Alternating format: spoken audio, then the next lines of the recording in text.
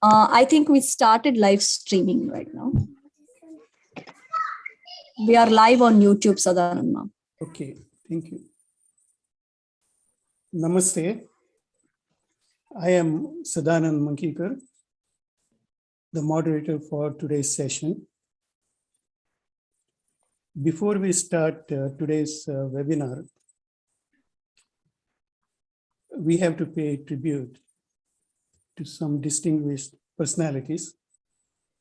This weekend has been very emotional weekend.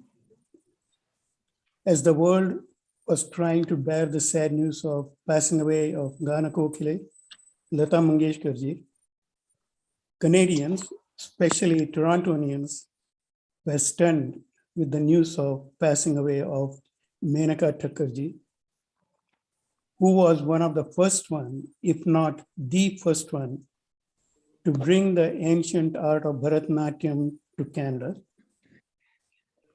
The members of the Ontario Konkani Associations were hit with the sad news of passing away of our beloved Dr. Prema Rao Manjeshwar, who had done an extensive research work in the glycoprotein inhibitors and their role in carcinogenesis. Lataji, as I understand, was in her 92 year. Menakaji in her 80, and Premaji, once again, 92, 93. All three were high achievers. Let us pray for the Sadgati to their soul by observing a moment of silence.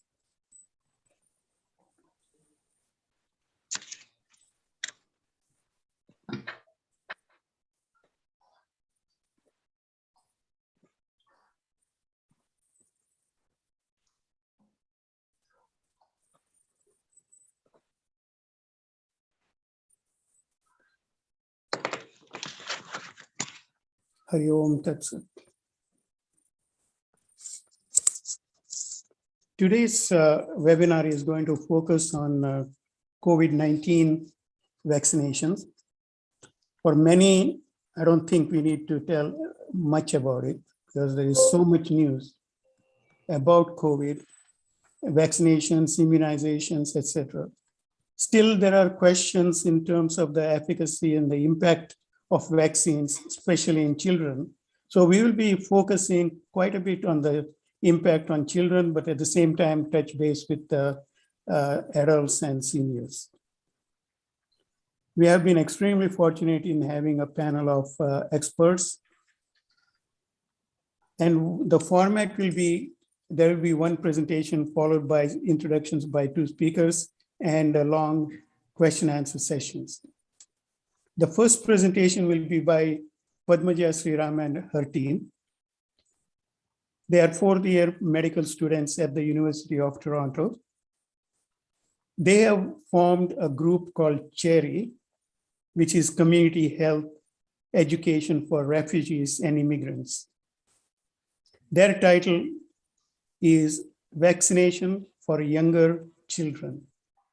Padmaja, please take over. Oh, wait. Hi, everyone. I'm just going to start sharing the slides for a presentation, but thanks so much for joining us.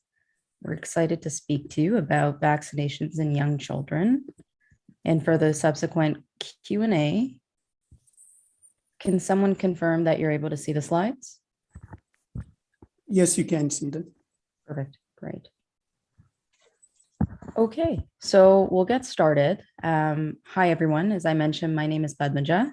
I'm here as well with my amazing colleagues who are also U of T medical students, representing this group of U of T medical students who are motivated and very committed to providing preventative health education and screening to newcomers, immigrants, refugees, and other people in the GTA and otherwise without health insurance. And then our vision really is to improve health literacy, to promote healthy behaviors in families. So part of what we want to do today is talk to you about how can you best take care of yourselves in a preventative way when it comes to COVID-19, and specifically, what can we expect for children and how can we minimize their risk of getting sick? And what might be certain questions that you have about children and COVID that we can answer for you. So I'm going to pass it off to my colleague, Yasmin, who will speak to you about the other topics we'll be talking about in our presentation. And before I do that, I just wanted to give a shout out and introduce all of our names. It's probably going to be a little hard on Zoom, but we have Yasmin. I feel like, can you wave for them so people know? Yes, great. We have Ovani, we have Tenzin, and Arakli. So our team will be giving you a very short, brief presentation followed by a Q&A just shortly after. So Yasmin, please take it away. Great. Thanks so much, Padma. So now just to give a little overview of what we're going to be talking about today, I'm going to be going over how COVID-19 affects kids specifically. And then we're going to be talking a little bit about the importance of vaccines and that in the past as well as now. We're going to be discussing some of the vaccines and the studies that have been available for the COVID-19 vaccine, and just going to be offering some resources before wrapping up and having our Q&A. So just a quick disclosure before we get into this. This information is presented by medical students. And so if you have any information that's specific to you and your family and personal context, we really just ask that you please consult with your family physician as well. Okay, so now to get actually into the bulk of the discussion today. So as I'm sure you're all well aware, Health Canada has approved a COVID-19 vaccine for children aged 5 to 11, and that's the Phizer vaccine. And so as of right now, this is the only approved vaccine for this age group. It's offered in 2 doses that are spread out 8 weeks apart, and it's offered at a lower dose than the one that's made for adult patients. And so we understand that the decision to vaccinate your child can sometimes be a challenging and overwhelming one. But today we really just want to provide you with the information that you need to reassure you that it is the right choice for you, your family, and your children. So just to give some quick numbers, so as of January 28th, there was 1.5 million children in Canada aged 5 to 11 who received at least one of the Phizer vaccines, or one dose, sorry. And unfortunately, this number has been plateauing within the last few weeks. And so it really just reiterates the importance of making sure that we get children vaccinated. And right now, over 29.8 million people aged 5 and up are fully vaccinated. So this all goes without saying that vaccines are incredibly important in keeping children in our community safe. So getting into now how COVID-19 actually affects children. So this data is a little bit outdated at this point, but within the first year of the pandemic, there were about 70,000 children under age 18 who were diagnosed with COVID-19 in Ontario alone, and about 400 of those children were hospitalized. But as I've mentioned, this number has been increasing. And if we go to the next slide, especially with this recent wave of Omicron, we know that an increasing number of young children, especially infants, have been hospitalized with COVID-19. And oftentimes it's to unvaccinated parents. And so this really reiterates the importance as well of parents getting vaccinated to protect their children. So now talking about some of the specific impacts to health for young children. So as we've already discussed, children can get COVID-19 and be hospitalized with it. So that's something more in the short term.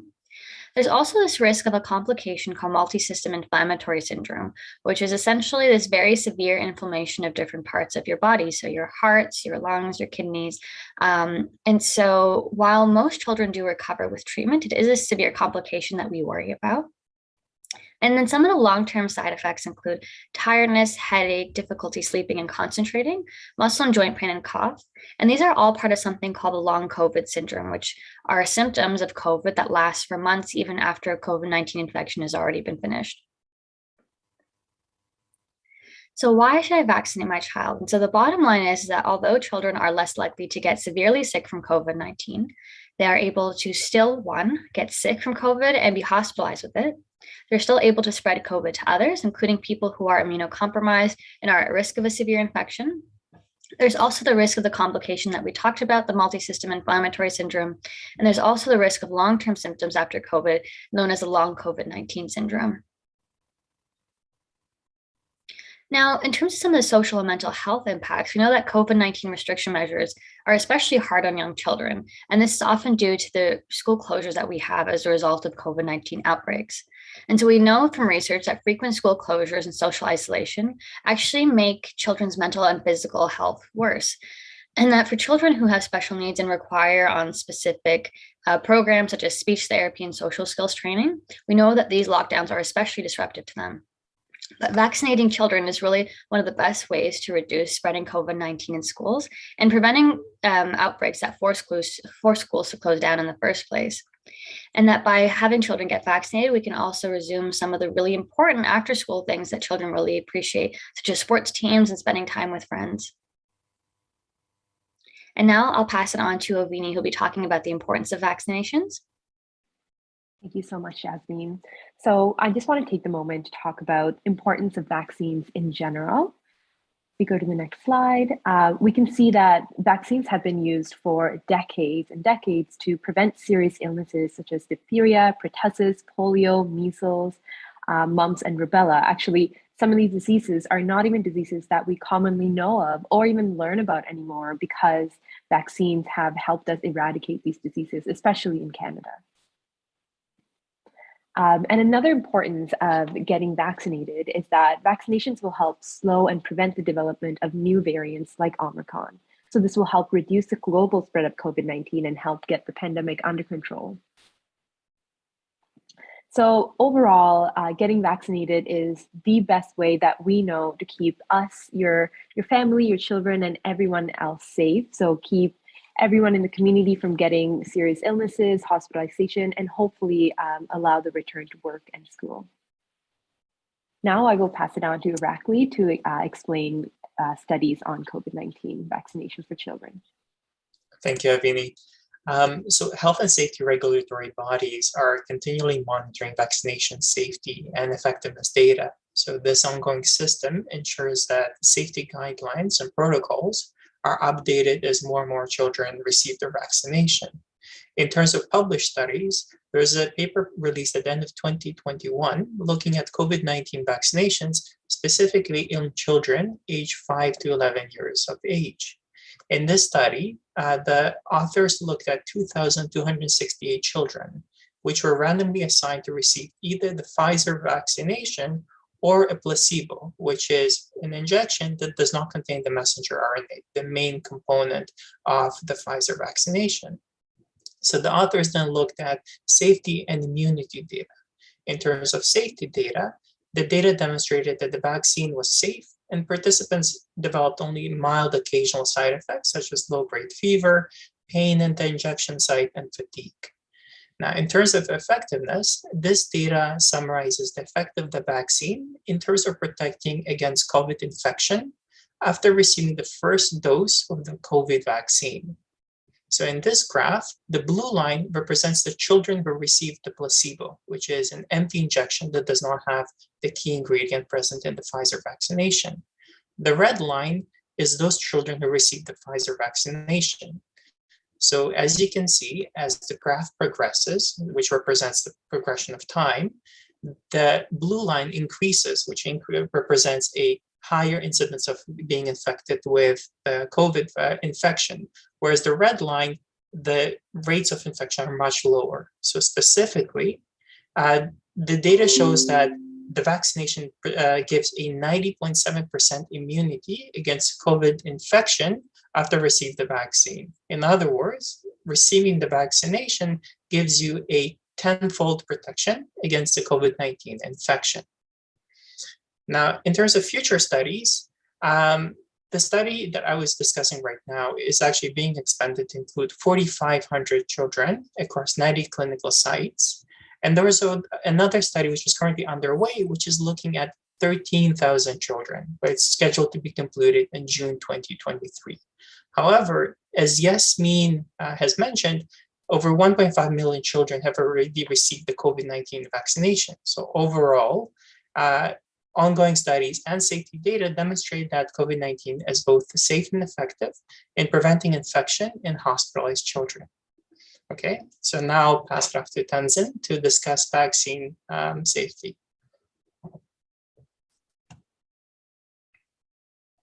Thank you, Rakti. So we just wanted to highlight that vaccines save lives every day. Next slide, please. And realizing that parents still may have a lot of questions about this, we've picked a few resources to highlight. So the first one is the Sick Kids Hospital Vaccine Consult Service, where you can get a one-on-one phone appointment with a health professional. There is an online booking portal with a list of available times, and language services are also available upon request. Next slide, please. The next one is the South Asian COVID-19 Task Force, where you can get culturally sensitive information on COVID-19, vaccines, town halls and events, as well as local vaccine bookings in Peel. And they offer multilingual resources, and we've highlighted their social media handles. And the third one is a website called kidshealthfirst.ca, where there are a lot of curated and verified resources on vaccine pain management, on myocarditis and pericarditis, as well as a compilation of frequently asked questions. And if you're confused about COVID-19, family doctors can also answer your questions. And there is a site on the U of T website where there's information on common questions that are answered by family physicians, and the site is listed there. And I'll pass it on to Padmaja for the key messages. Thank you. So in conclusion, hopefully we've given you some more important information to help you make an informed decision about what would be best for your health and the health and safety of your children and our broader community. As you know, in the rest of our presentation, we're going to be discussing more specific questions about concerns that you might have and get a little bit more into the details about what you might be afraid of. But overall, hopefully we've given you some information about how COVID-19 can definitely be dangerous for children, not just adults, that the vaccines are safe for children as demonstrated by the studies that have been done, and also that vaccines have had a tremendous success in eradicating previous diseases that we haven't heard of today. And we're hoping that one day the COVID vaccine will help us get rid of COVID. So I'll pass it on to to Sadanand Uncle. Thank you, Padmaja. Thank you for putting that amazing presentation as well as amazing team. Really appreciate that. I'm sure that you'll be waiting to hear and address the questions. Just before going to the next thing, I'd like to request the audience, if you have any questions or comments, please post them in our chat box. We already have quite a few questions with us, but we will try and address the remaining ones as time permits. I wanted to also mention that this webinar, our program was put forward by Ontario Konkani Association as well as Sringeri Vidya Bharati Foundation. So at this point, I'd like to give a couple of minutes to the president of Ontario Konkani Association, Anita Nayak, please.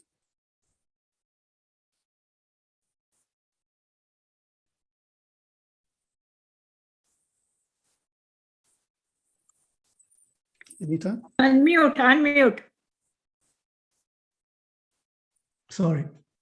Thank you, Sadanand, and thank you, Padmaja and Team Cherry, for this very informative presentation. The Ontario Konkani Association has been supporting these health and wellness education sessions over the last several years.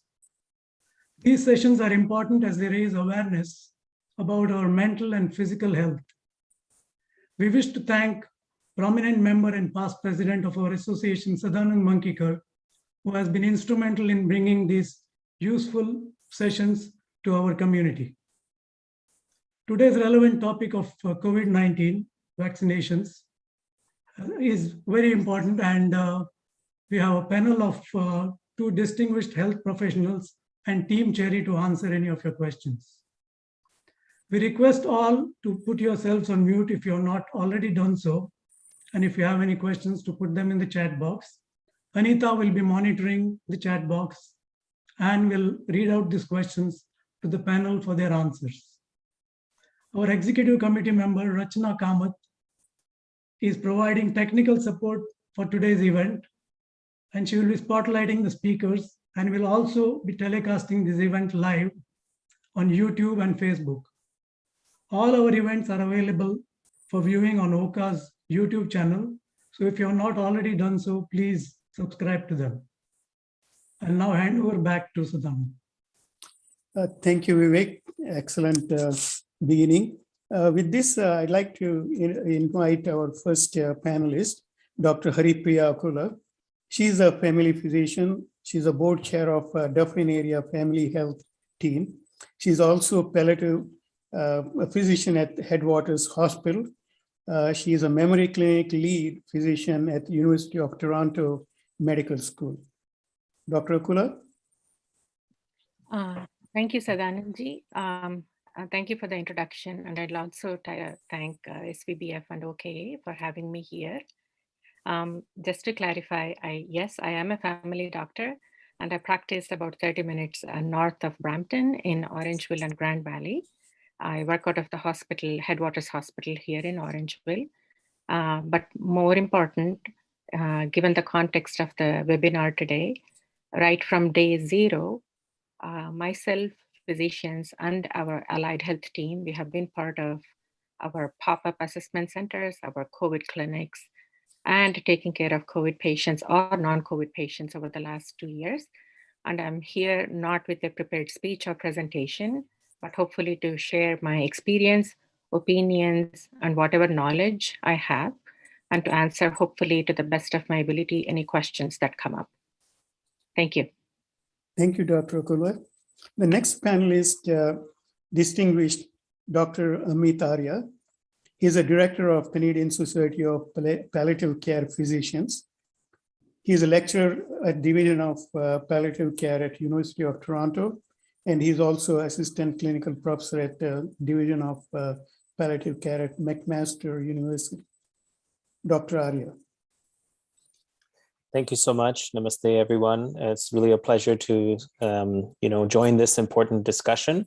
And I can just add that, some of my work I do, I'll just start by saying a lot of people think palliative care means the very end and the last days or weeks of life, but that's actually not true.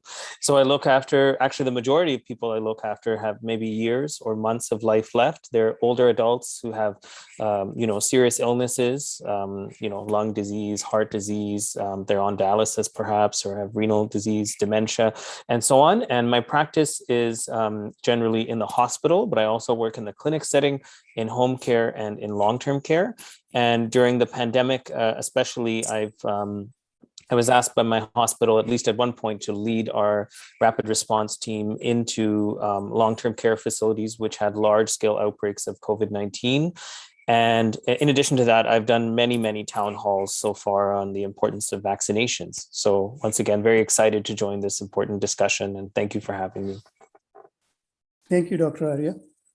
It's now, let's get into the exciting part of it, the question and answer period. As a number of times we have mentioned, we will have two sets of questions. One is from the prepared questions, submitted questions. The second part will be the questions posted on a chat box. To handle a question answer session, we have Dr. Arun Chokalingam, who is not at all a stranger to this group. He had made lots of presentations on epidemiology of COVID-19, etc. He is my mentor. Anytime he is on the webinar, it gives me lots of comfort and confidence. Dr. Arun Chokalingam is a professor of medicine and global health. He had started Department of Global Health in NIH and number of universities in USA as well as Canada. There is so much we can talk about it, but we want to handle the questions. So here it's to you, Dr. Arun Chokalingam.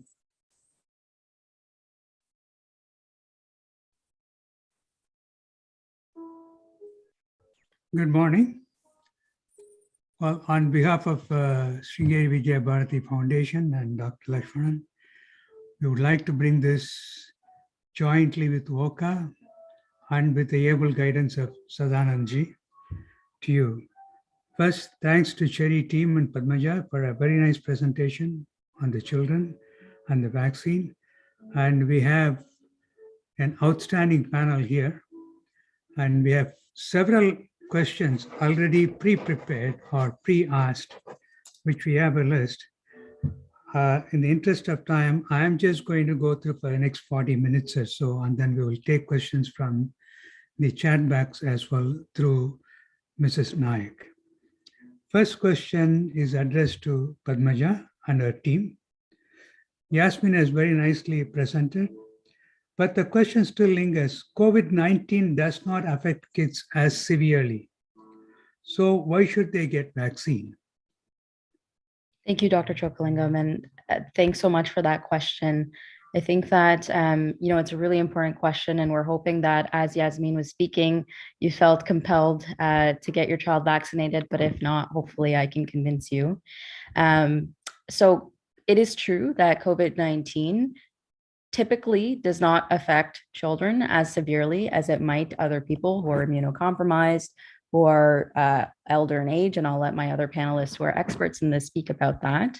But I think we have a few different misconceptions about COVID-19 in children in the first place. So number one, we're assuming that all children are healthy at baseline, that no one has chronic diseases, that no child is immunocompromised. Working in my clinical setting, such as sick kids, we come across children who have different congenital diseases, who are born with primary immunodeficiencies, which means that they're born without a strong immune system. So when we think about, kids not getting severely affected by COVID-19, which kids are we talking about? Which children do we care about, right? And you might know, I know even some of the members in our communities, we've had children born with congenital deformities or congenital problems that needed, surgeries for repair, that need chronic treatment. So we really need to be a bit more mindful about, okay, I guess I'm assuming that my child is healthy, when we don't fully know that either, but I'm assuming that. But that being said, even in the interest of, knowing that there are other children who might get severely ill, and it may also be your child, it's important to keep that in mind, that COVID-19 can definitely pose a serious risk of illness and death, hospitalization in any child. And we really have no way of completely predicting whether or not that child is going to be someone who is a child related to you. And regardless, I think we want to do our best as a society to protect children in the best way that we know how. So that's the one part about it affecting children seriously. I talked about illness and death, and Yasmin spoke about this disease called multi-system inflammatory disease syndrome. And essentially, it's most common in children aged 5 to about 11. And we know that it causes severe inflammation in different organs. And really, we do have some treatments for it, and it is possible for it to be treated. But that being said, we don't want any of our children falling sick when we could have prevented that. So really, the point is to hopefully, with the COVID-19 vaccine, minimize the risk of illness at all, or once they have the illness, to minimize the risk of severe illness or death. The other thing is, as Yasmin talked about, we're still learning about long COVID. We know that 1 to 4 out of every 100 children with COVID-19 infection had lasting symptoms. So knowing that, one might think, it's just children have flus all the time, they have little colds, they go away. But this is still a relatively new disease, and we're not sure that the actual COVID-19 infection, the long-term symptoms, exactly what that would entail and how long it will continue. We'll address some of the concerns as well about what those symptoms might be later in the presentation, but usually long COVID symptoms are just continuations of the COVID symptoms that you would have. So things like tiredness, headaches, sore throat, and loss of smell. And you don't need to have a severe infection of COVID to have the long COVID. So that's another thing to keep in mind. So overall, really getting vaccinated is one of the best ways to protect your child against COVID-19. Thank you, Padmaja. Dr. Akula, you have been seeing patients on a daily basis, and I'm sure you're seeing people of all ages. And this question asks, is it true that COVID-19 vaccines will affect young people's ability to have children themselves someday? My short answer to that, there is absolutely no evidence so far that COVID-19 vaccines affect either male or female fertility. Absolutely zero evidence so far. I can elaborate on that, but I think I should stop here. Okay. Because there is nothing to discuss in terms of, there is no ambiguity at all, that there is no evidence supporting this at all. Thank you. This is not like the thalidomide case. This is much safer. Yes. And moving on, Dr. Arya, you have been seeing patients in the palliative care and also people in the elderly. So the question is, if I have 2 doses and infection, do I have got enough immunity to skip the booster? So the data is, I think it's a great question, first of all. So thanks for asking that, because so many people are getting infected with Omicron, but the data is not completely out yet on, long-term immunity, but we generally know the general principle, and I'll say it in a way like Dr. Akula just mentioned. I think that's a great framework for this discussion. We know that immunity from vaccination is much, much better than immunity from infection. Right? So that is the general principle. And I'll say it again, immunity from vaccination is much better compared to immunity from infection. And specifically, when we're talking about the 3rd dose of the COVID-19 vaccine, that is absolutely crucial for protection against Omicron. What I'm seeing in my clinical practice, I can tell you, and I can tell you what the data shows. Firstly, we know that if you have 2 doses and you're young and healthy, probably your risk of serious illness and death from Omicron is still very low, but your risk of infection and getting symptoms can be very high.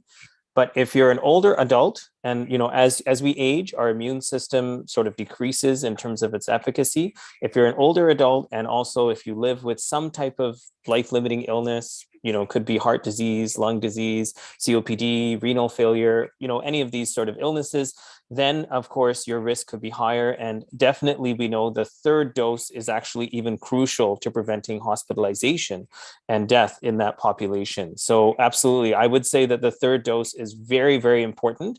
And as we'll probably be talking about together as a group, I would even add that I personally feel we should stop referring to the 3rd dose as a booster shot, because that in some way, to some people it implies that it's just a way of enhancing previous protection. But in fact, we should be thinking about the COVID-19 vaccine as a 3-dose primary series and including that 3rd dose as part of that series. So yeah, just to summarize again, immunity from vaccination is always going to be better than immunity from infection. And vaccination, especially with 3 doses, is the best protection to preventing transmission, preventing hospitalization, preventing ICU admission, and preventing death from COVID-19. Thank you for the well-put clarification. Thank you very much, Dr. Arya. Turning back to Padmaja and the team, would like to have a very short answer. Just ask you, were the vaccines rushed? And if so, are they safe for my child? So I'll start with a very short answer. The vaccines, the COVID-19 vaccine development appears rushed to us because we're used to long studies in terms of it taking time. And when we think about why those studies took time, it's about resources, how much money we put, the willpower to make them go forward, and also the urgency of whatever we're dealing with. COVID-19 is accelerating all of those things. We have more resources. We have the entire world, like every country, the entire world invested in figuring out a vaccine for this. So that's definitely one of the ways why we might consider that it was rushed. But if we think about rushed in the way that it was unsafe, or rushed in the way that it was, not effective, or they need to study this more, I would disagree with that. And reasons for that is that mRNA vaccines, which is the technology that the COVID-19 vaccine uses, has been studied for decades, and that's not for a decade or over a decade, and that's not really well known. It's the first time we've heard of an mRNA vaccine being used on humans, but this has been studied, the technology, and there's no long-term side effects that have been seen from mRNA vaccines in the past. So no long-term side effects, including things like fertility or any infertility or anything anything else. So side effects that tend to happen, they usually happen in the first 6 weeks. And as Irakli and my team already talked thoroughly about, so I won't repeat, the mRNA vaccine has been well studied, including in children. And basically it's shown the immense, protection that it provides to those of us who can mount that response to the vaccine in the first place. That was excellent. May I just quickly interject and add to that, just to give a few names so that people can relate to what you just said about the decades. If people remember Ebola, if people remember SARS, if people remember the Middle Eastern Respiratory Syndrome virus, all this over 20 plus years ago. That's when work on mRNA started. And going back 20 more years into the 1985s is when the basic study and research on mRNA vaccines started. Just thought I should give some context and names to what Padmaja just said.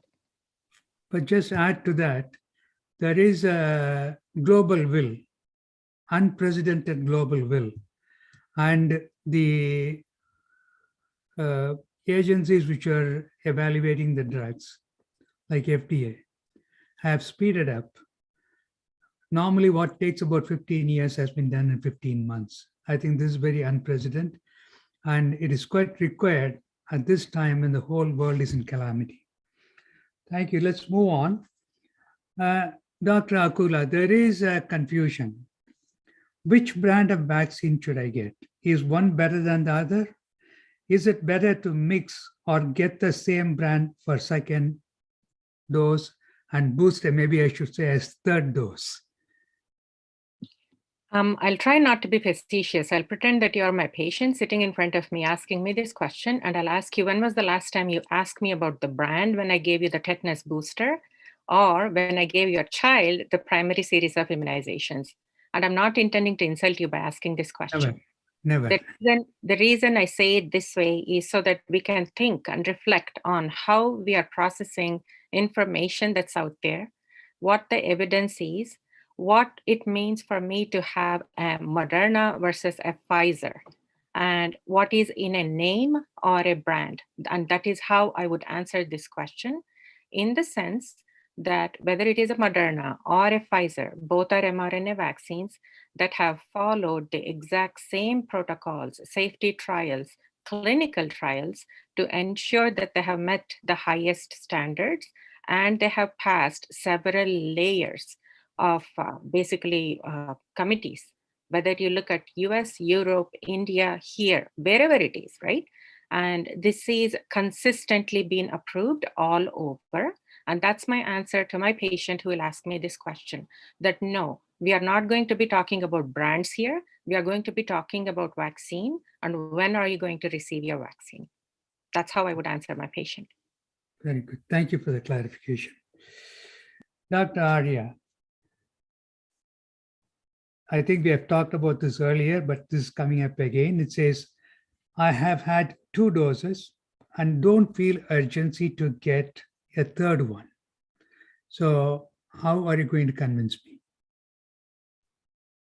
Yeah, so I think there's some overlap with what we've already talked about. Yeah. And basically, I can maybe share with you some data that I refer to when talking to patients or their families. And just to give you an example of how powerful and how important that third dose is in terms of protection from Omicron right now, which is the variant that we're dealing with. So I was reading in Alberta, the hospitalization rate in people who are 80 plus is actually less than the and boosted. 80 plus with their third dose, sorry, I shouldn't say boosted. 80 plus with their third dose is actually less than the hospitalization rate of people between the ages of 12 and 29 who are unvaccinated.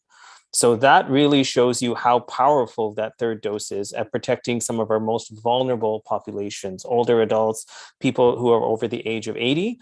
I can tell you here in Ontario, we actually have recent data from Public Health Ontario and ICES, which is the Institute for Clinical Evaluative Sciences, that shares that or tells us that a third dose is about 61% effective against transmission of Omicron. So I will emphasize that, against spreading Omicron, which is actually very important important because there's a lot of misinformation saying that at this point, vaccines, you can still spread the virus if you're vaccinated and if you have 3 doses. So that's true, but your risk of getting infected in the first place is less. So you are less likely to transmit and spread Omicron. Once again, about 61% effective against transmission of Omicron with a 3rd dose, and 95% effective against serious illness or death. I'll also share many of my frontline experiences where, working in the hospital, working on the COVID wards during this 5th wave, where essentially what we have seen, our team has seen, and this is also reflective of experiences from many of my colleagues across the province, when people are coming in sick to the hospital with COVID with 3 doses, they are almost certainly likely to recover and to be discharged. Even if they are in their 80s or 90s, people who are already very ill at baseline with illnesses like dementia or COPD and cancer, as we mentioned, they are the most likely to be discharged. And I've seen almost no deaths in that population. But there's definitely people who are coming into the hospital who have 2 doses. And unfortunately, because of barriers to access or because of questions where they held off getting their 3rd dose or couldn't get it. And many of those people are dying, unfortunately, from COVID-19. And I'm talking about older adults who already have a lot of pre-existing illnesses. They're coming in and they're getting very, very sick with COVID-19. They're dying, or otherwise they're being left severely weakened, even if they technically survive or recover from COVID-19. So once again, we should be referring to COVID-19 as a 3-dose primary series. We should even stop calling it a booster, I feel. And I feel we should be updating all of our mandates and certificates and restrictions to reflect 3 doses of the vaccine that are required rather than 2. Thank you very much. I think that's very clear and crisp, and people can certainly understand that. Thank you. Thank you for that. Back to Dr. Akula. I think here is a bit of a question to know how to do it. I have my primary series of 2 vaccine doses and recently got COVID. It's a similar scenario we talked about earlier. When is the best time to get my 3rd dose? Should I wait for a month? Should I wait for a year? Should I wait for 6 months? When is the good time to take it? My personal medical advice to you or anybody who asks me this question is the same as before. Ideal to wait up to 3 months or 12 weeks after an active infection. And before someone jumps in with a question about this, because there have been multiple other types of advice, suggestions, and recommendations, initially, or maybe even back in December, Dr. Arya, you can correct me if I'm wrong, I think there was the recommendation that came out that as soon as you have recovered, go ahead and get your booster or your 3rd dose, or even if it is your 2nd dose. The reason being, at that time, the decision makers were in a pandemic setting, and the goal was to achieve as much immunity as possible. But from a purely, not pure, of course, it's not 100% medical point of view, ideal to wait 3 months for you to get your dose after you have recovered from an active infection. Thank you. Is any other member of the panel want to add anything to it? Okay, then moving on. Padmaja, the audience now we have mostly from the South Asian community. Many of them are vegetarians. So they're wondering, are there any animal products in the vaccine? So again, for a crisp answer, no. COVID-19 vaccines don't contain ingredients like animal products, animal-related ingredients, animal-related, preservatives or tissues from other live animals. Sorry, I can't think of a synonym for animals. And so even latex or metals or other certain food proteins, a lot of the concerns that we might have about common allergies and things like that are actually not in the vaccines. However, I will add that, of course, when we talk about the advice we're giving is general. And so if people do have very specific, very severe allergies, this is definitely something to discuss with your personal family doctor, your general practitioner, to discuss whether for you there is any elevated risk for any reason. But when it comes to animal products, there are none in the vaccine. Thank you. Dr. Arya, this is a confusion among the senior people. Are healthy senior citizens who have no high risk, who have no cancer, no any of the other chronic diseases, are they at more risk of catching COVID than young adults? If so, why? So thanks for that question. I think it's really important to talk about this issue. So I don't think the risk of being infected and catching COVID-19 would be different depending on age, but it would be dependent on other factors, such as your exposure risk, such as we talked about, whether you're vaccinated or not. But we do know that once you're infected, COVID-19 is not an equal opportunity virus at all. So there are many factors which determine whether someone will become seriously ill or not, but we definitely know that age is a very serious risk factor for becoming seriously ill and becoming hospitalized and even dying from COVID-19. I can tell you in the past 4 waves, or the first 4 waves of COVID-19, right now we're in the 5th wave, the proportion of people who died from COVID-19 was highest in people who were 80 years or older. And in addition to that, 90% of deaths have been so far in people who are aged 60 or over, which once again tells us the importance of vaccinations in this population. And as I was saying, that 3rd dose is so integral and so important for our older population. And especially, I would even take it a step further. If you have people in your family, or not even that, neighbors, people in our communities who are having trouble getting that 3rd dose, I think we have to do all we can. It's still not too late. We have to do all we can to try to get them access to that 3rd dose and make sure they get it very quickly. Thank you. Thank you very much.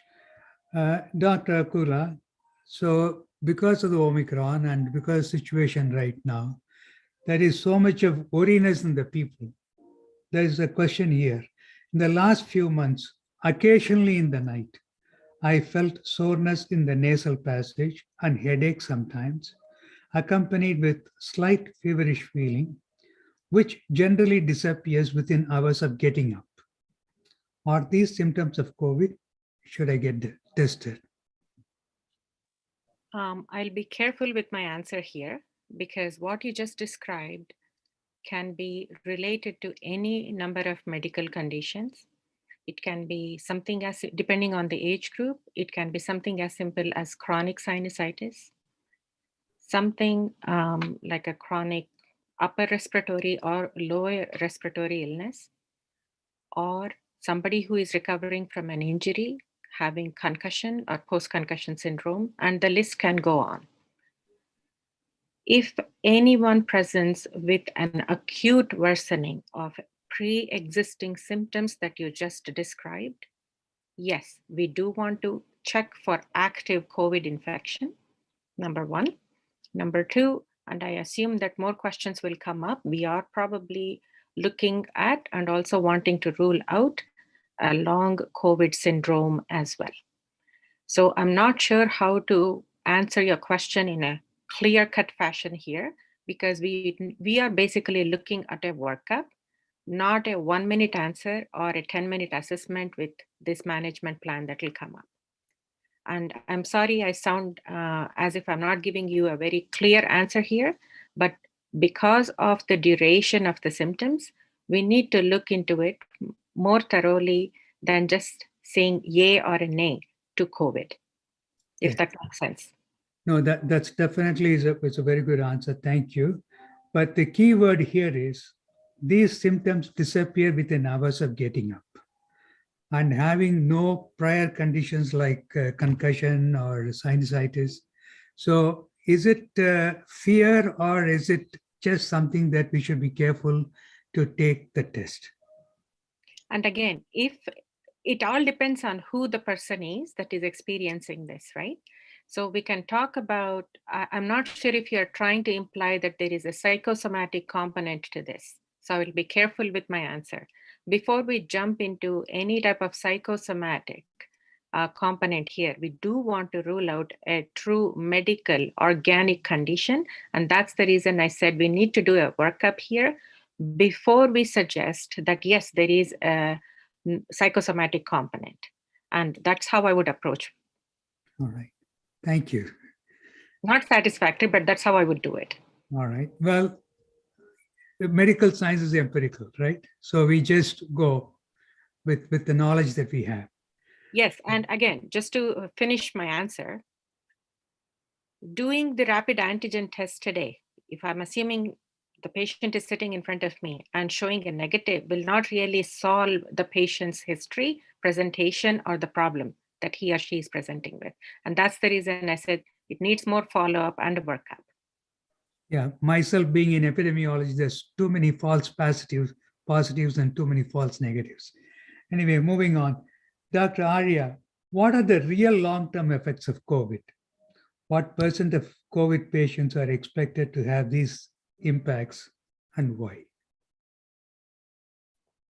Yeah, so I think in the excellent presentation by Padmaja and the rest of the medical students, they did speak a little bit about long COVID, and that's really what we refer to the syndrome of symptoms that people experience after COVID-19. And I can start by telling you about the symptoms. And as Padmaja explained very rightfully, so often they mirror the symptoms that people can have during the acute infection.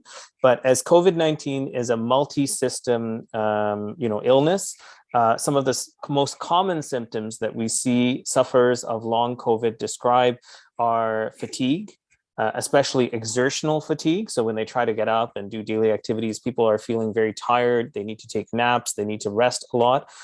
People, of course, can experience a shortness of breath. So feeling out of breath, especially once again with exertion. Sometimes we're seeing other side effects or other, not side effects, but other symptoms as well. So because COVID-19 can actually affect the brain. So neurocognitive symptoms such as memory problems as well are not uncommon, and sometimes cardiac side effects too, or cardiac symptoms like palpitations and feeling dizziness. In some percentage of people, and once again, I can tell you in general, the research on long COVID is just emerging, and there's not enough research dollars and enough attention generally paid to long COVID at this point in time, first of all. But, we're even, starting to see that in some people, these symptoms can fluctuate. In other people, they may be more long-term. And a few months ago, I was reading a study out of the Lancet, which showed that in fact, 96% of people who were diagnosed with long COVID still had symptoms at about 3 months after their initial positive test result. So this tells us that, it can be quite profound, and the impacts can be, quite life-changing. What we know is that about 3 out of 4 people who have long COVID are women, and many of these people are middle-aged.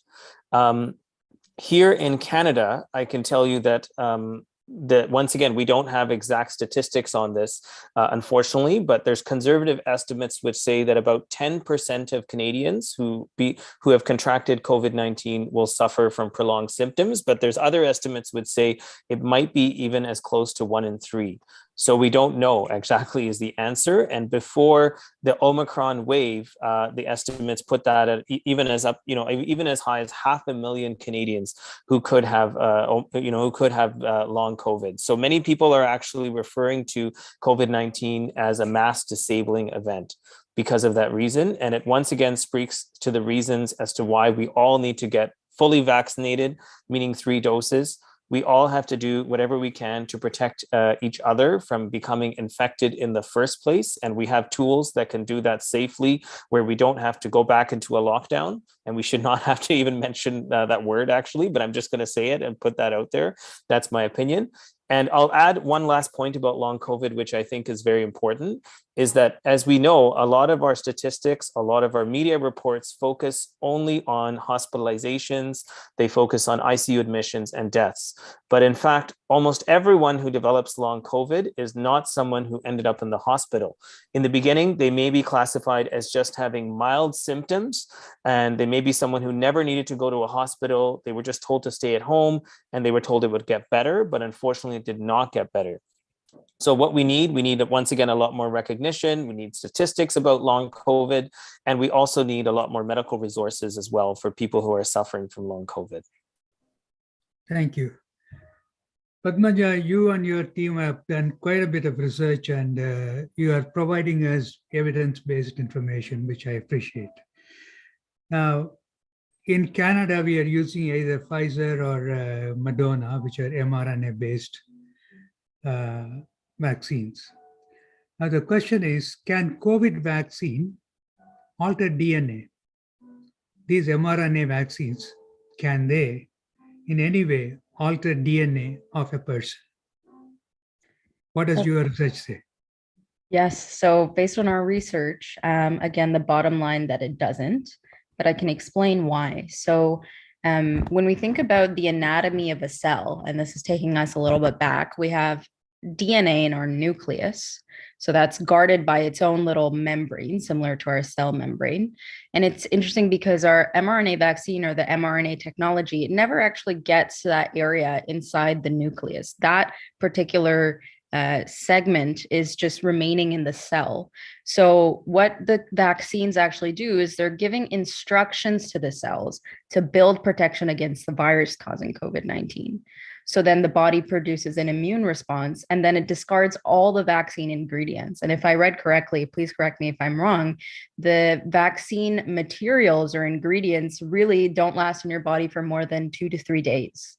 So really what's sticking in your body after adding this to your vaccine is your body's own immune response. The genetic material delivered by the vaccines is never entered, that it doesn't enter the part of the cells where the DNA is kept. And so it does not alter the DNA. Yeah, you're absolutely right. The half-life of vaccines are about, say, 72 hours max, which is good. All right, Dr. Akula, here is a usual confused parent.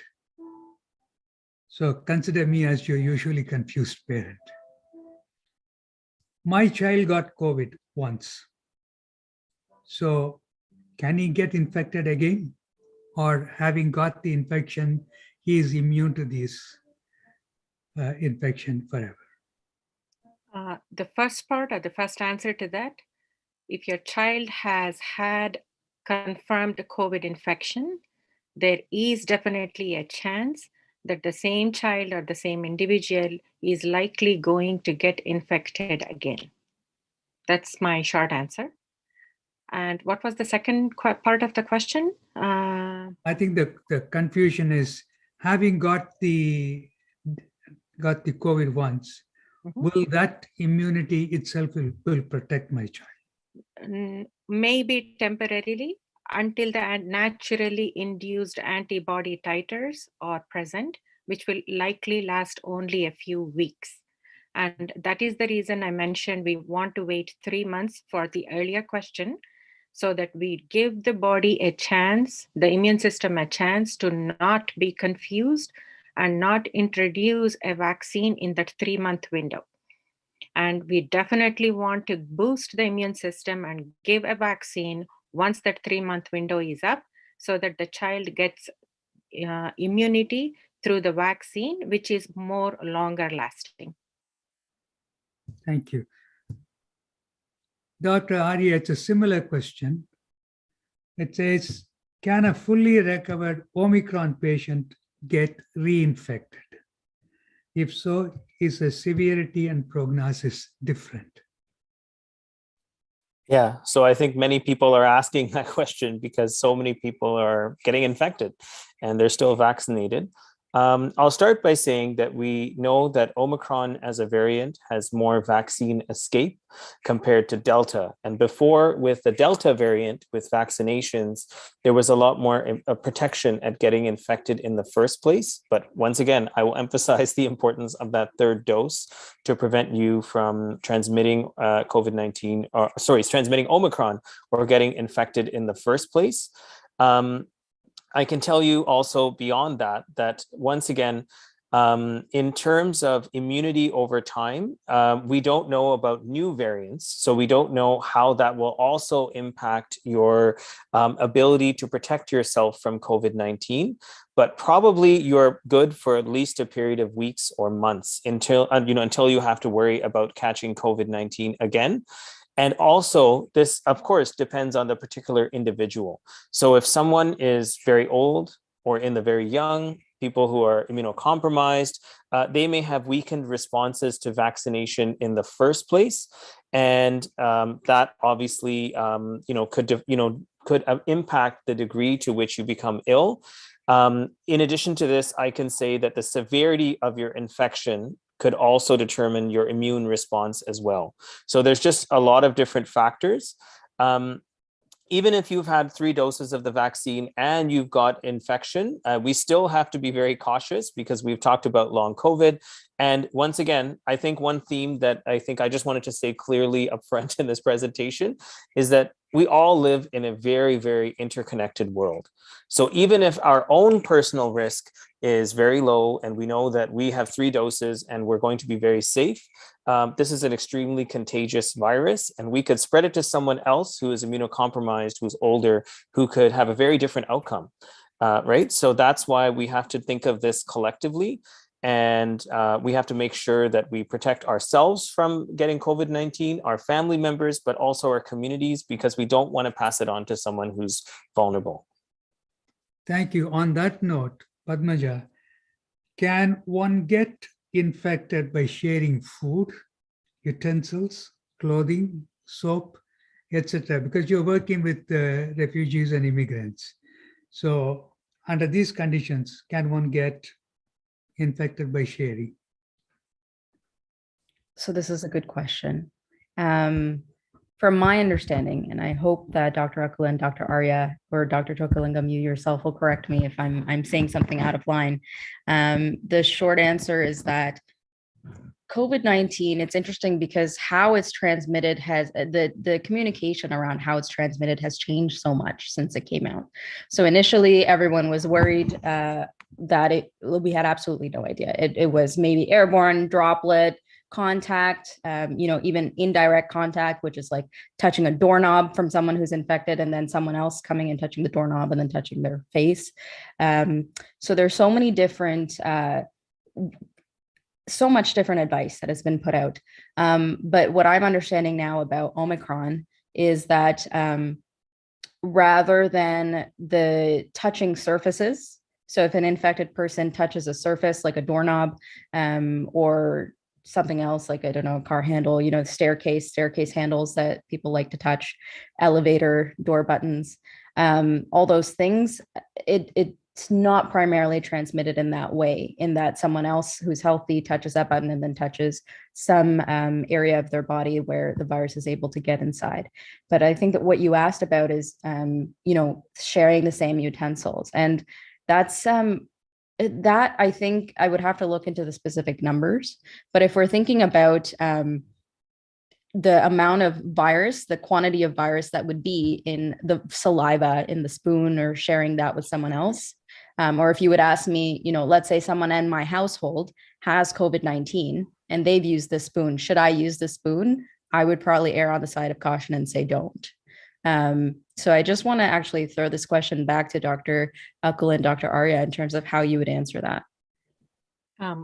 Thank you, Padmaja. Basically, you covered everything, and I was just going to qualify or add to that and say, remember the word droplets and aerosol.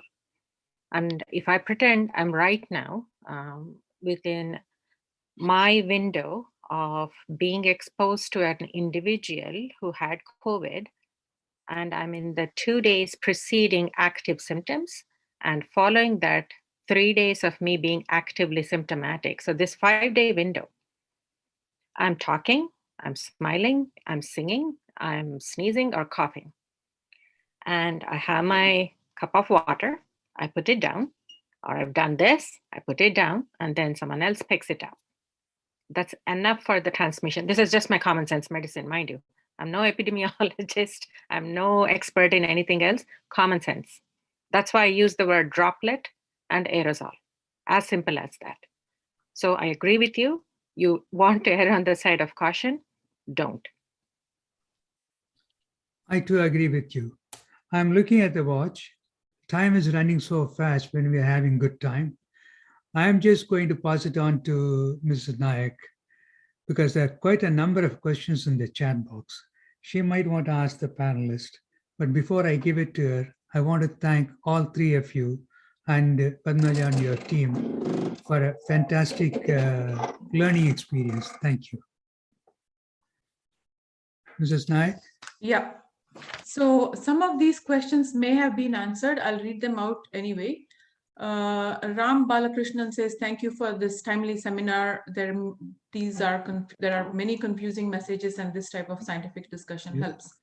What are the contents of the vaccinations? I believe we answered that. There are no animal products in there. Apart from efficacy of the vaccination, what are the long-term side effects? We answered that as well. Initially, it was said the second dose should be administered in 21 days. Then came out a study that said the efficacy improves if the second dose is taken between 4th and 6th month. What is the right interval? Would someone like to answer that? Why does the interval change? I can answer that hopefully, Okay. and Dr. Padmaja can jump in. I was one of those individuals who had my second dose 21 days after the first dose. And then came the decision that the second dose could be given between 4 and 6 months. So I want to be careful here. So far, all the decisions that have been made by respective governments, Ministry of Health, has not been purely based on medicine. It has also been based on availability, healthcare system capacities, socioeconomic and demographic and ethnic factors as well. So we want to be careful that we don't start challenging science or medicine because of certain decisions that have been taken or made by the ministry or the governments, keeping in mind the capacity. And that's my answer to this question. Sorry, I sound politically incorrect, but that's my answer. And I think I'll let Dr. Arya or Padmaja add their medical or clinical answer to this. Nothing to add. I think it sounds great, Dr. Akula. Thank you. Okay, so the next question.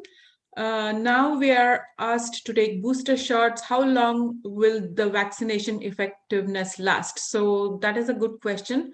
So how long are we immune for after the booster shot? Will we be taking more shots in the future? If I may, again, hopefully not rant about this, but answer hopefully clearly. I want people to remember, we are not just living in a COVID world. We have lived in a flu world for decades. We have lived in a strep world for decades, if not centuries. We have lived in several different respiratory viruses. I'm one of those individuals who has to have my every March and every October bronchitis or a sinusitis or a cold caused by the same viruses that evolve with every season, with every year as well. It's not that a new virus magically comes in from somewhere and causes my cold or my bronchitis. The point to this is the same principles apply to COVID virus as well. Where it came from, whether it came from the lab or naturally, is irrelevant at this point. What we do know is it is here, it exists, and it will keep evolving. And for the very same reason, our immune systems will need protection, whether I choose to give it in the form of natural immunity or with vaccines is what I need to determine as an individual. So short answer after my long rant is we will need vaccines. We will need the so-called boosters, quote unquote, going forward. And there will likely be, at least for years, a need for some form of these type of vaccines or protective measures in whatever form for all of us to live with. Thank you, Dr. Akula.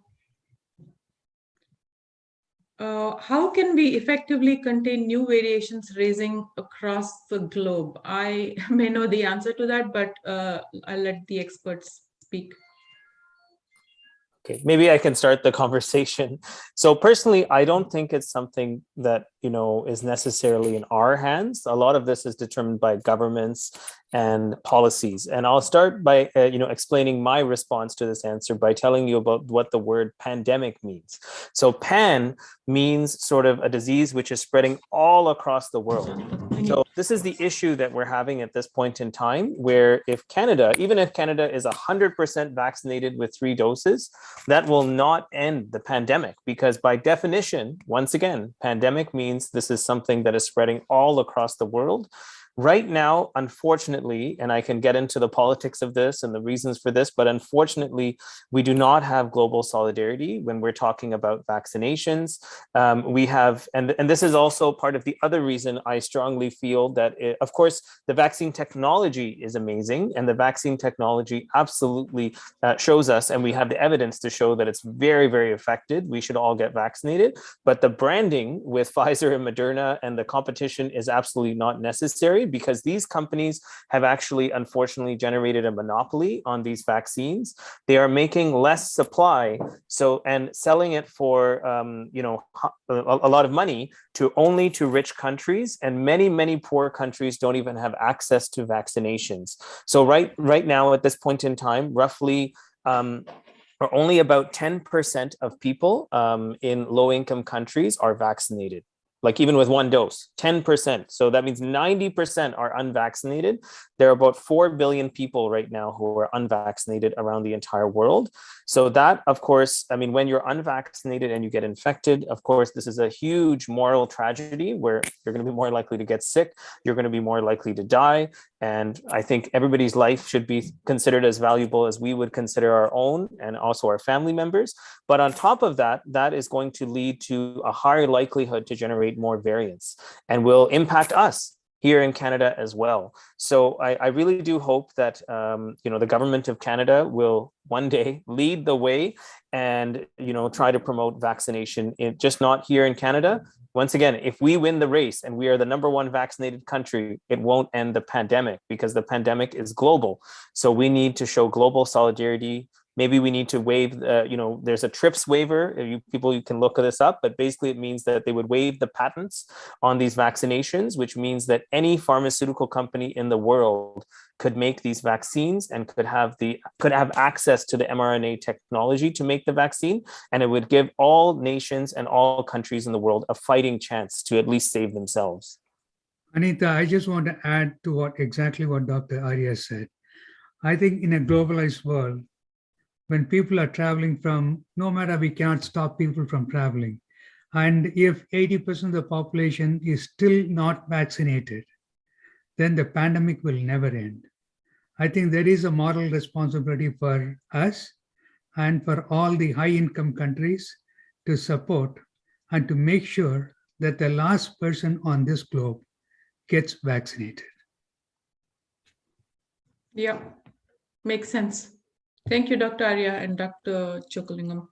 So we have an interesting question next. Will a nursing infant 6 months old get immunized by the mother having taken 3 doses? What are the recommendations for infants and children below age 5? That would be for Dr. Pula. I can try. Okay. To answer the first part of the question, there is no evidence to support that an infant who is breastfeeding will have immunity from the mother's 3 doses. I believe that was the question, the first part of the question. There is no evidence to support that the infant will have or achieve immunity. That's the first part. And then for the second part is, for the recommendations for infants and children, I believe Dr. Arya and Padmaja can correct me if I'm wrong. Pfizer has submitted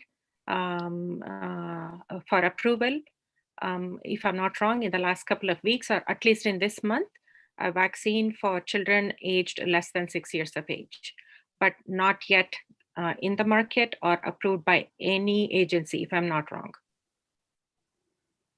I hope I answered both parts. Yeah, and there's a follow-up. Do you think COVID immunization will become a standard for children, such as MMR? My honest answer to that, I do not know.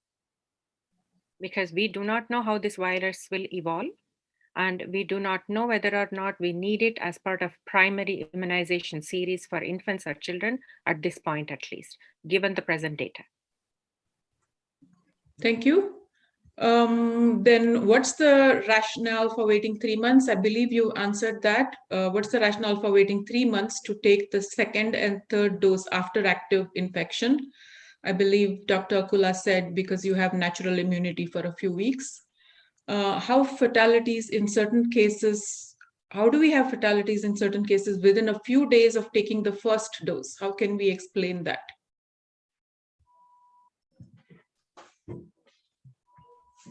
So the question is, yeah. Sorry, I was just going to say I can maybe start us off in this one. So first of all, I mean, the question is a bit vague in the sense that we don't have any more context as to, you know, who was the patient behind these deaths. I think in the whole discussion around COVID-19, because it's on such a global scale, we start to forget the individual experience of each of these people going through it. And I think that's what that separation is also adding to so many of the downstream kind of reactions to these vaccine mandates, to the mask mandates, and all of those things. So in this question about fatalities in certain cases within a few days of taking the first dose, there are so many questions that as clinicians we would want to know. There are so many unanswered questions here that might help us understand why someone may have passed away within a few days of taking the first dose. So for example, if someone was already close to near end of life and they took the vaccine may have had absolutely like little to no impact at all in terms of accelerating their death or causing their death at all. It may have just been something that happened while that person was living. So this question really is asking, you know, if the question is asking, does the vaccine increase your chance of dying? From my understanding, no, and it's quite the opposite. And two, not just increase the chance of dying, but does it make you more vulnerable to dying? So in the sense that does taking the vaccine make you sicker in any way or stresses your immune response in the way that you're more susceptible to get other infections? Again, my understanding is that no, it's really your body, although there is a certain stress of the vaccine where your body is fighting it and developing that immune response, it's certainly not the same thing as causing another, you know, inviting another infection to come in or inviting a different cause of death. So I'd let Dr. Akula and Dr. Arya explain more. So I don't really think I have much to add to what you said, Padmaja, but I'll just say that, yeah, in general, all side effects or all symptoms, including if we talk about, I guess, the worst case scenario, which is death, are better off and much better off with vaccination. So whether we talk about myocarditis, your risk of myocarditis is way higher with actually getting infected with COVID-19 with no vaccination, and vaccination protects you against that. With infertility, as Dr. Akula mentioned before, there's no evidence that the vaccination will cause infertility, but COVID-19 definitely leaves you at risk. And because once again, COVID-19 affects every single organ in the body. So yeah, definitely, we know that these vaccines are very safe. Billions of people around the world have already received the COVID-19 vaccine. It is actually the most studied vaccine ever at this point in time. And the reason that we sometimes hear of these stories is, just to say in different words, what Padmaja already said, is that we're lacking the context. And I just remember one time when I was looking at, you know, the database of side effects, and there was someone who had gotten a vaccination, and a few days later, because they're tracking everything, they tripped and fell on the sidewalk and they chipped a tooth. And that was included in this database just for inclusion purposes. But of course, any logical person would not attribute that to the actual vaccination. Thank you.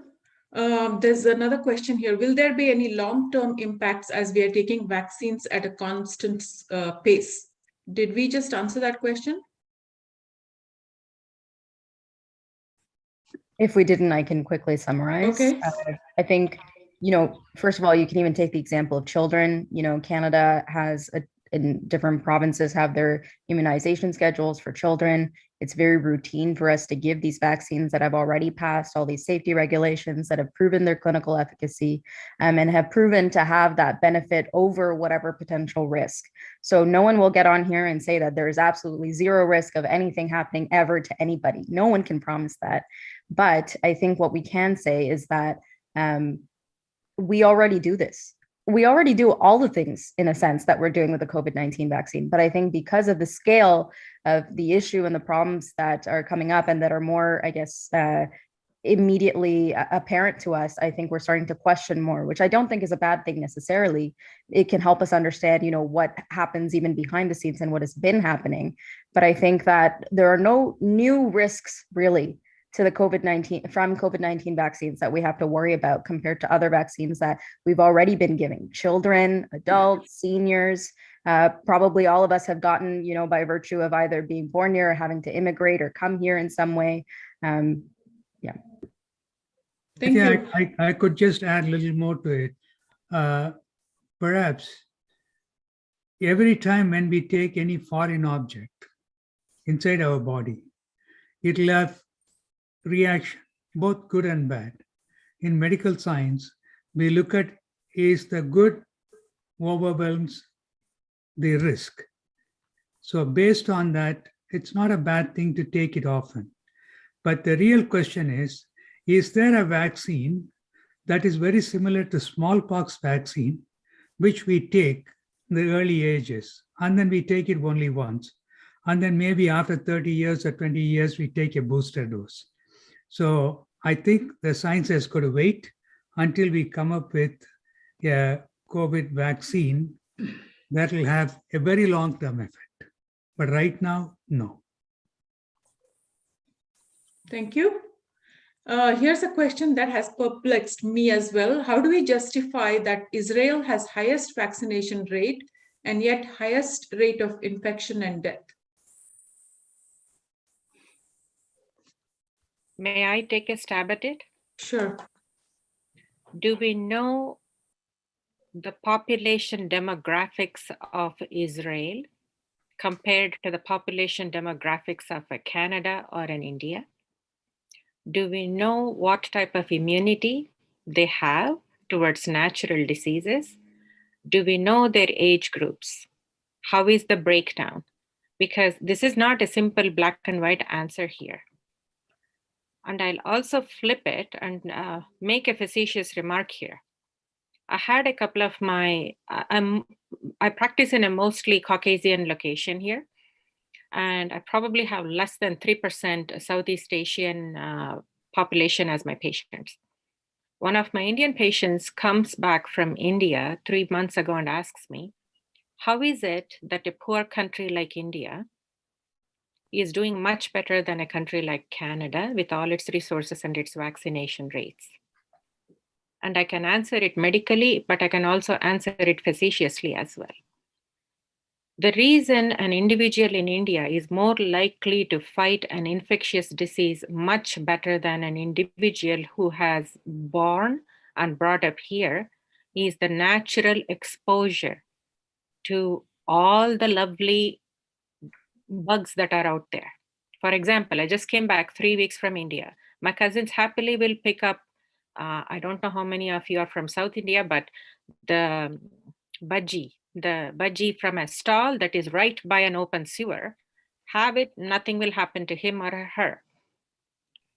Some of us who have been here over 10 years, imagine us eating the same that we would have had when we were growing up over there, the response then to the response now. I hesitate, but I'll still use the word sterile. We live in an artificially created sterile environment here. And you can beat me up for saying this, but I'll say it. It's like I'm doing a chemical reaction in a lab. Add one small ingredient, it explodes. That's what we are facing here. So that's my answer to the Israel question. So no, compare apples to apples, I agree. Right? Thank you. Can I also add something from a Yep. bit of an overlapping perspective? Yeah, so I mean, obviously this question, I agree, is without context. So I would want to know who are the people who are dying and what is their vaccination status and what proportion does that make of the actual people who are in the general population in Israel. That may give you some guidance. Whereas, for example, we know here in Canada, almost everyone who is in the ICU and everyone who is dying dying disproportionately. It is still impacting people who are unvaccinated. That is the bottom line, and that is still going to continue. The other thing that I will add, and I think this is something we haven't really explored, is that although vaccinations are our most powerful tool to prevent us from getting COVID-19, to prevent us from getting sick, vaccines are not like like a magic bullet where they will protect you at all costs in all individuals. Maybe we can think of it like if we go out on a rainy day, and if we have an umbrella, of course, that's the logical thing to do. And maybe vaccinations are like an umbrella. But if you're maybe you can think of an analogy. I'm just trying to have a way to do it, to say it carefully and accurately. But if there's like a massive rainstorm and you're having trouble holding up that umbrella, well, of course, the rainstorm could overwhelm that line of defense. So vaccinations are simply a very strong line of defense, but it's not that they are 100% impenetrable in all people. That does not mean they're not effective, right? It just means that they're not 100% effective. Nothing is 100% effective. Thank you. Thank you. So I believe we've run out of time. I can ask one question, and if we can get a very short answer to this. Why have countries like Sweden decided against recommending COVID vaccines for kids aged 5 to 11? So I can start here just because I saw the question and I quickly looked at why would Sweden say that. First of all, they're going against the grain of every country in Europe and probably most countries around the world. So they are acting on their own and going a little bit rogue.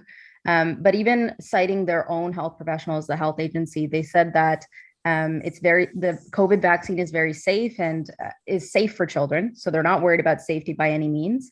And in fact, they already offer it to children based on a one-on-one basis. So sick children or children that they believe will have a demonstrated benefit or protected state of immunity by taking the vaccine, they're already offering it to those children.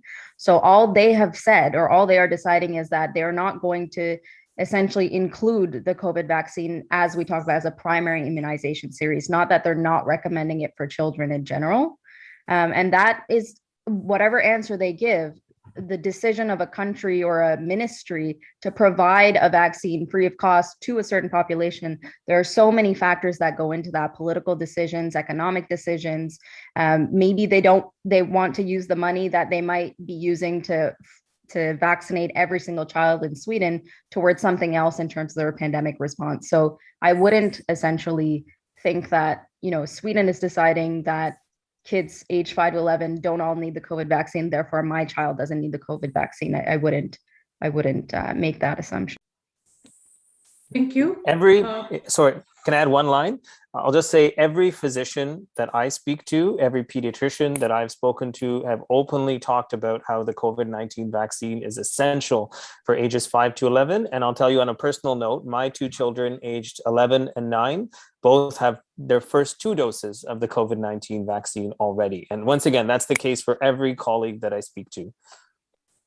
Thank you. May I quickly add as well? Yes, my children also, like my son who is 10 years of age, has had his second dose last week as well. And just to give numbers, the studies have shown in children aged 12 and above, it's 100% effective in reducing severity and hospitalizations, the study that came out. And in children aged 5 to 11, 90.7%. So we want to remember that when we make a decision, not remember a Sweden or an Israel, please. Thank you. So thanks to all 3 health professionals, Dr. Arya, Dr. Akula, and Padmaja. I learned a lot today. Over to you, Sadanand ma'am, to close the event.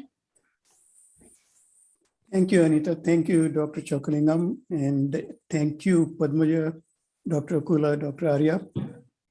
Great questions and greater answers, Chris. Actually, I was itching to ask one question, and it would have been probably fictitious. If each of you had a crystal ball, when would you see the demise of COVID? But your crystal balls are so strong, they even identified that I was going to ask that question, and you have already answered it. Thank you so very much. I really not only enjoyed, I learned a lot. At this point, it's my distinct pleasure to present to you the trustee of SVBF, Dr. Param, but to give the vote of thanks. Thank you very much, Sadanand. What can I say? It has been such an illuminating experience for the last hour and a half. And I was very glad and surprised to see our community has such resources within us. You know, whether it is Dr. Haripriya, Dr. Arya, Padmaja and her team, they're all connected to our SVBF. I don't know how many of you know, Dr. Haripriya is a volunteer at SVBF doing so many advisory things.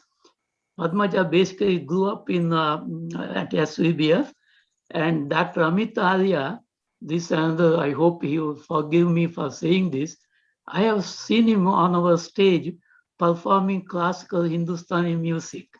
So they are all connected to SVBF, and we are so proud of them for coming back and helping us to convey this message that we need to be prepared and be cautious and so on. My one request to all of these professionals, if there is any other message you would like to convey to our community, in our community, what I mean is the Indian, Canadian community, feel free to use our platform. Feel free to tell us, hey, tell this to your people, and we will be very glad to follow through. So again, thanks very much for all the experts for highlighting the effect of COVID and the prevention. So, and again, Dr. Chokalingam, another of our trustees, and Sadanand for organizing this program. And thanks everyone, thanks very much. Thank you, Dr. Parambat. Before I close, I definitely want to thank both OCA as well as SVBF. Without their support, mentorship, guidance, these programs wouldn't have been possible. I don't want to forget Rachana Prabhu, who has been behind the scene helping us technically. Thank you all. I must say that since 2016, we started the Seniors Forum and health awareness program. Since then, we had over 40 sessions, and many of them are well attended. So please keep your eyes peeled on your email, because we are going to have some amazing programs coming up between now and April. With that, with permission from each of you, thanking you for your participation, thanking you for your support, and I would like to see you again very soon. Have a great week and enjoy. Bye for now. Thank you. Bye.